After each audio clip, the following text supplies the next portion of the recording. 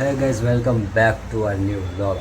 આજનો વ્લોગ થાય છે સાંજે ચાલુ, કારણ કે હું આખો દિવસ હતો ઓફિસ અને ટાઈમ નથી મળતો ને સાંજે મને થોડોક ટાઈમ મળે ને આખો દિવસ ઓફિસમાં અને ત્યાં તો વ્લોગ બનાવાય નહીં.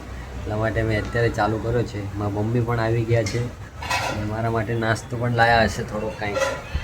મમ્મી આવી ગયા?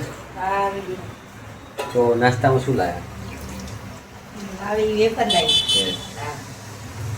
તારા મને રોજ વેફર લાવવાનો, નાસ્તો આમ અલગ અલગ રોજ.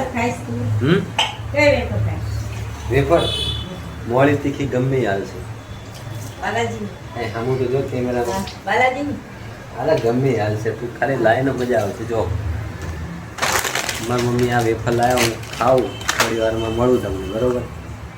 કંઈ બી ખાવાની વસ્તુ શેર કરીને ખાવી જોઈએ. હું નાનપણથી પહેલાંથી આવું કરું ને મમ્મી. જોનાર વેફર હા એક ખાધી ને અરે અરે ખાવાની મજા આવે. હું મને ખાવ્યું ન ખાવ્યું આપણી ઓડિયન્સને પણ ખવડાવીએ થોડું. જો ખાઓ તમે તો કે બહારનું ના ખાવું જોઈએ, પણ શું કરશું હવે? ત્યાં તો ખાવું પડે યાર થોડું. નાસ્તો કરીને નવરો થઈ ગયો હવે. હે મમ્મી કેને મને આજે શું બનાવવાનું? નહીં કહેવાનું. કેમ? સિક્રેટ? જોઈ શકો છો આમાં મમ્મી એને બનાવવાનું ચાલુ કરી દીધું, પણ એ કહેતા નહીં શું બનાવવાના. આપણા માટે પણ સિક્રેટ, તમારા માટે સિક્રેટ છે. શું કરશો આમને તો કાંઈ મમ્મીને કાંઈ કહેવાય નહીં કે મને કયો જ તે. હે મમ્મી?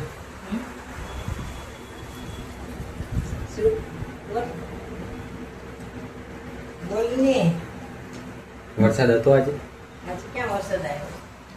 આજે તો એકદમ મસ્ત વાતાવરણ હતું. એકદમ તડકો નામ ઠંડુ ને ગરમ બધું વાતાવરણ. અને આ ચોમાસું ચાલુ થયું નથી અને મને શરદી થઈ નથી. હું બીમાર પડું તે દર વખતે નાનપણથી એવું પહેલાંથી એમ આમ થાય ને એમ થાય કે આ ઋતુમાં કંઈક ખાવાનું મસ્ત ખાવાનું બનશે ઘરે, એ ખાવા જ ન મળે. અને મમ્મી શું મારે શું કરવાનું હોય આ ઋતુમાં? શરદી થઈ જાય તો મારે શું કરવાનું? શરદી થઈ જાય તો આદુનો રસ પીવાનો, આદુ તુલસી મરી રસ પીવાનો. બસ મટાડી દીધું. બસ મટતું નથી બધું બે નતો. જલ્દી તો મટે એના માટે થોડીક વાર લાગે. અને શરદી હોવા છતાં મારે કંઈક ખાવું હોય બહારનું તો નહીં ખાવાનું. કાંઈ નહીં ખાઈએ તો શું કરશું?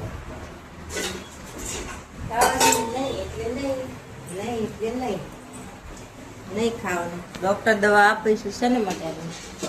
હું દવા લીધી જ નથી. ખાવાનું નહીં. મમ્મી ડોક્ટર છે. મારા 2 દિવસની રજા હે ને, હા તો હું સુઈ રહીશ, બરોબર? શાંતિ. નહીં કેમ? તારે ઉઠવું પડે ને.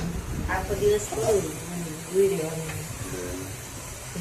ના હું તો હુઈશ, આરામ કરીશ.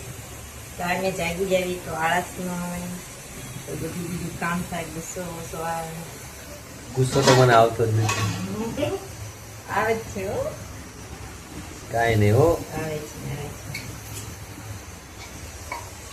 ગુસ્સો તો મને તો બહુ રહી ચડે, પણ ઘરે નહીં ચડતી. 1 મિનિટ જોઈ શકો. તો બ્લોગને એન્ડ કરીએ છીએ આપણે. તો કેવો લાગ્યો વિડીયો કોમેન્ટમાં જરૂર જણાવજો, અને લાઈક કરજો, શેર કરજો અને સબસ્ક્રાઈબ કરવાનું ના ભૂલતા, અને બેલ આઇકનને ઓલ પર સેટ કરી દો. આ એક સીટી વાગે છે ને એનો મારા બ્લોગને એન્ડ કરવાનો, એ વચ્ચે વાગી ગઈ. Bye bye. મળીએ એક નવા બ્લોગ સાથે. Thank you so much for watching.